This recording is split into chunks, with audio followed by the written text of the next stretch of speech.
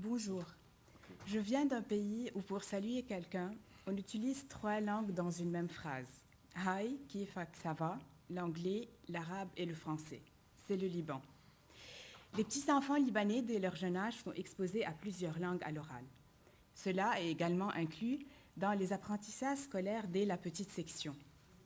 Peu à peu, avec l'entrée dans l'écrit, en parlant des écoles libanaises francophones, les enfants commencent à confronter les complexités orthographiques spécifiques aux 2 langues françaises et arabes dans les écoles et qui demandent un effort cognitif supplémentaire.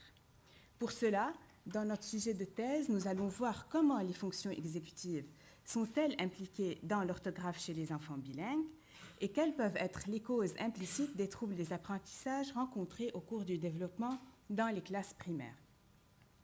Pour cela, nous allons d'abord étudier le développement des fonctions exécutives principales qui sont l'inhibition, la mémoire de travail, la flexibilité mentale et la planification, ainsi que le développement de l'orthographe française et arabe dans les classes primaires CE1, CE2 et CM1 chez les enfants bilingues libanais francophones à développement typique et présentant des troubles spécifiques du langage écrit. Nous allons ensuite étudier le lien entre les fonctions exécutives et l'orthographe. Et tout au long de notre travail de recherche, nous allons comparer tous ces aspects développementaux entre les 2 populations. Concernant le protocole expérimental, nous avons recruté jusqu'à présent 127 enfants à développement typique et TSLE, des écoles libanaises publiques et privées, âgés entre 8 et 12 ans. Nous avons éliminé un déficit intellectuel ou langagier, et pour évaluer l'orthographe, nous avons utilisé des épreuves de dictée dans les 2 langues selon les programmes scolaires libanais et qui correspondent à chaque niveau de classe. Pour les épreuves exécutives, nous avons utilisé plusieurs outils. Donc, pour évaluer l'inhibition, nous avons utilisé le test d'appariement d'image où l'enfant doit repérer l'image correcte qui correspond à celle du haut parmi 6 autres copies. Pour évaluer la planification, nous avons utilisé le Labi 512 qui présente une série de labyrinthes de forme circulaire que l'enfant doit compléter.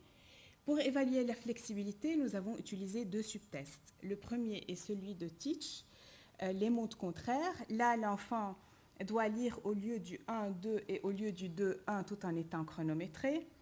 Un deuxième subtest, c'est celui du NEPSI 2, le test de catégorisation d'animaux. Là, on présente à l'enfant 8 cartes d'animaux qu'il doit les catégoriser en fonction de critères précis.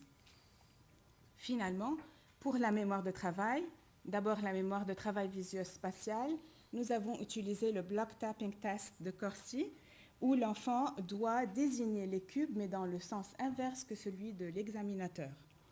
Pour la mémoire de travail verbale, nous avons utilisé le test de rétention de chiffres à l'envers. Comme résultat, nous avons vu que tous les enfants ont montré une évolution au niveau de toutes les fonctions exécutives, du CE1 jusqu'en CM1 et d'une façon plus significative chez les enfants TSLE. Cela met en évidence la maturation progressive du lobe frontal qui a été décrite dans la littérature. Nous remarquons dans le premier graphe que l'impulsivité diminue. Dans le second, les erreurs dans le labyrinthe diminuent. Pour la flexibilité, les enfants deviennent plus rapides. Les catégorisations sont correctes, donc le nombre de catégorisations correctes augmente. Et pour la mémoire de travail, elle devient de plus en plus efficace selon le niveau de classe. Par rapport aux résultats de l'évaluation de l'orthographe, nous avons recueilli plusieurs types d'erreurs dans les corpus des enfants, des erreurs d'usage, des erreurs phonologiques, grammaticales et de segmentation. Là, on parle de nombre total d'erreurs en orthographe. Il existe une différence très significative entre les 2 groupes DT-TSLE dans les 2 langues. Et pour toute la population, les erreurs en arabe n'augmentent pas, vu que c'est une langue transparente, c'est-à-dire on écrit comme on parle, contrairement à la langue française qui contient plus d'irrégularités, des homonymes, des homophones, des règles d'accord, des sons complexes. Par rapport aux corrélations entre les fonctions exécutives et l'orthographe, nous remarquons qu'il existe une corrélation très significative entre l'orthographe arabe et les différentes composantes exécutives chez les 2 populations, et cela peut être expliqué par les particularités de la langue arabe. D'abord, nous avons le sens de l'écriture qui est de droite à gauche et qui demande plus de flexibilité de la part des enfants.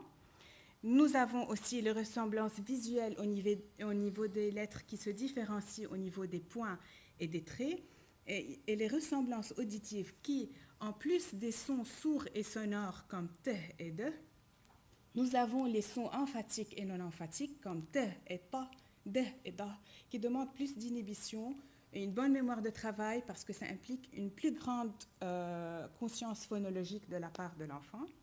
Et nous avons le changement de la forme des lettres qui se fait en fonction de leur position dans le mot. Là, j'ai mis l'exemple de la lettre R, qui est différente au début, au milieu et en fin de mot, qui demande plus de flexibilité et de planification de la part des enfants, même avant de commencer à écrire le mot.